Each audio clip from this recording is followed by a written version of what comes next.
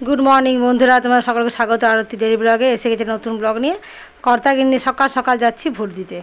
तो सकाले उठे सकाले जा टुकटाक काज থাকে সেগুলো করলাম, ঠাকুর ঘর পরিষ্কার করলাম, চা খেতে সময় হয়নি, কর্তাকে শাশুড়িকে চা দিয়েছি আর চলে এসেছি ভোটে লাইন দিতে। একদম সামনেই পেয়ে গেছি লাইন, এক্ষুনি হয়ে যাবে। চলে এসেছি, ভোট দিয়ে এলাম। এখন বাজে 7:15 মতো, 6:10-15 গেছিলাম, 7:10-15 বাজে ঘর ঢুকে গেছি। তো এবার আমি চা খেয়ে যাইনি, ওদেরকে চা খাইয়ে দিয়েছিলাম, মা কর্তা এরা চা খেয়েছে, আমি চট করে চাটা খাবো, খুব খিদে পেয়ে গেছে, আমি এখন উঠেছি। তো চলো চাটা খেয়ে নিই, তারপর ঠাকুর ঘর তো পরিষ্কার করে দিয়ে গেছি, আজ আর কোনো কাজ নেই, একটুখানি যাবো গাছে জল দিতে, কারণ রাত্রে গাছে জল দেওয়া হয়নি। চাটা খেয়ে যাবো গাছে জল দিয়ে আসবো। এই যে ভোটদান সম্পূর্ণ করে এসেছি। চলো রান্না তো শুরু করে দিয়েছি। এখানে হয়েছে তোমার লাউ চিংড়ি হয়েছে আজকে, আর এই যে কলমি শাক ভাজা আছে, সরি ভাজবো, কাটা আছে, মাথাটা গেছে গরমে। আর এখানে রসুন পেঁয়াজ ভেজে নিয়েছি, রসুন পেঁয়াজ দিয়ে আমি শাকটা ভাজবো। এর আগেও করেছিল রসুন পেঁয়াজ দিয়ে, খুব সুন্দর লাগছিল খেতে।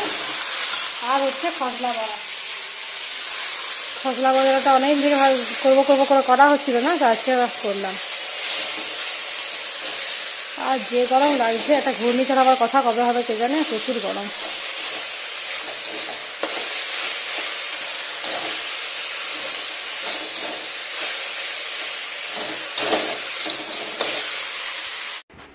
আজ আবার রান্নাঘরে জানা একদম চাঁদের হাট বসে গেছে, দেখতেই পাচ্ছ। এদিকে ছেলেও লেগে পড়েছে, কি বানাচ্ছে দেখি, ও কুমড়ি বানাচ্ছে, কুমড়ো কেটেছিল, তো নিজেই কেটেছে। আমি শুধু বললাম বাইরের দিক থেকেই চিৎকার করে বলেছি একবার যে খুব পাতলা কাটবি, নাহলে সেদ্ধ হবে না, ভেতরে রয়ে যাবে। আর এদিকে মেয়েও কী সব বানাবে ভগবান জানে, মশলা করছে, এরা কী বাড়ছে আমি ঠিক জানিও না, ওই মিক্সি ঘোরাচ্ছে দেখলাম। তো যাই হোক, চলো এরা আলটিমেট কী তৈরি করছে দেখতে থাকি। আর এবার আমিও ভাবছি একটু হেল্প করবো কিনা দেখবো, শুধু সেটাই ভাবছি, এখন দেখা যাক। মেয়ে বানাবে ডিমের অমলেট করে, একটুখানি মশলা দিয়ে মাখা হবে, একটাও কষানো করবে, তো সেইটারই মশলাও বাড়ছিল, জিজ্ঞেস করলাম ওকে। আর এদিকে ডিমটার কুসুমটা কিন্তু হাফ ভেতরে রয়ে গেছে, দেখতে পাচ্ছ কাঁচা, এই অবস্থায় কুসুমটা তোলার চেষ্টা করছে। আর এইভাবেই ঝোলটাও বানাবে। আমি বললাম ভালো করে ভাজা হয়, বলছে না তুমি জানো না এরকমই হবে। এই জন্য তার জন্য যা কিছু মশলা লাগবে সব কিছু রেডি করে রেখেছে। ফোনটা একদম চার্জ ছিল না, আজকে নার্সারি গেছিলাম, এই গাছটা নিয়ে এসেছি। আর 2 প্যাকেট এনেছি সার গাছে দেবার। এটা খুব সুন্দর কালারটা, জবা ফুলের, দেখে ভালো লাগলো তাই নিয়ে নিলাম। হেঁটে এসে দিলাম সন্ধে দেওয়ার পরে চলে এসেছি রান্নাঘরে। তো আজকে সবাই বলছে একটুখানি ভাত, আলু ভাতে আর চিকেন কষা খাবে, তো সেই মতন এখানে মশলা টশলা করে নিয়েছি। মেয়ে অবশ্য হেল্প করছে আমাকে। আর চিকেন হলে তো বলতেই হবে না, ছেলে তো বলেই দেয় মা দিদি যেন রান্না করে, তো ওকে বললাম তোকে আর এত গরমের মতো করতে হবে না, আমি করছি। তো এখানে টমেটো বাটা আছে, আদা রসুন পেঁয়াজের পেস্ট আছে, আর আলু সেদ্ধ করে রেখেছি, খোসাগুলো ছাড়িয়ে মাখবো। আর এখানে দেখো পেঁয়াজ ভাজা হচ্ছে, চিকেনটা একটুখানি কষে নেওয়া হবে। আর আমার মেয়েই বসাচ্ছিল, তো আমি একটুখানি হেল্প করে দিচ্ছি, তো ও তো রান্না করতে ভালোবাসে। আর মা মেয়েতে দুজন মিলে করে নিলে তাড়াতাড়ি হয়ে যাবে গল্প করতে করতে, দেখতে পাচ্ছ একদম রেডি, মশলা টশলা বেটে সব কিছু করে একদম পরিবারই রেডি। তো তখন চলো ওইদিকে বসাক, আমি আলু ভাতেটা মেখে নিই।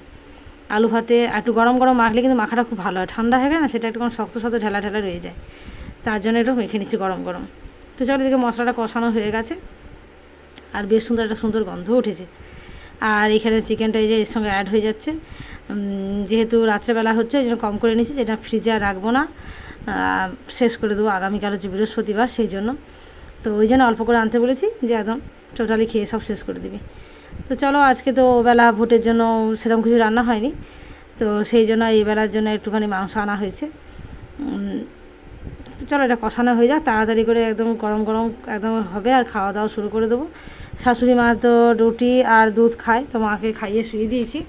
আর কর্তার জন্যও করেছি রুটি, কারণ রাত্রেবেলায় শুধু ভাত হচ্ছে আমাদের 3 জনের জন্য, ছেলে আমার আর মেয়ের 3 জনের ভাত হবে, চিকেন কষা হবে। চলো রাত্রে খাওয়া দাওয়া শুরু হয়ে গেছে। আজকে ছিল বেলাকার সবজি ছিল আলু ভাতে, কাঁচা পোস্ত, পেঁয়াজ, আর সেই সাথে ছিল চিকেন একটু কষা। তো চলো আজকে সবাই একটু ভাত খেতে, চলো কর্তারা অবশ্য রুটি করে দিয়েছি, কর্তার আর মায়ের, আমাদের 3 জনের ভাত হয়েছে গরম। তো চলো আজকে ব্লগটা এখানে শেষ করছি। যদি ভালো লেগে থাকে অবশ্যই লাইক কমেন্ট শেয়ার করে দেবে, যারা সাবস্ক্রাইব করেনি প্লিজ একটু সাবস্ক্রাইব করে পাশে থাকবে। দেখা হচ্ছে আগামীকাল নতুন একটা ব্লগে। ভালো থেকো সকলে।